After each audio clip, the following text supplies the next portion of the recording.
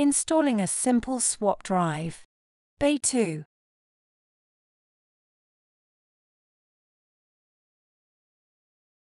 Slightly separate the sides of the retainer. Attention! Position the drive connectors on the opposite side of the retainer handles.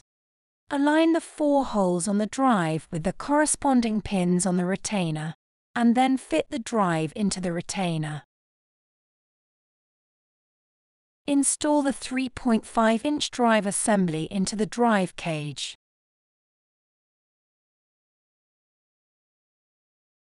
Connect the signal and power cable to the drive assembly. Install the optical drive cage. Install the optical drive.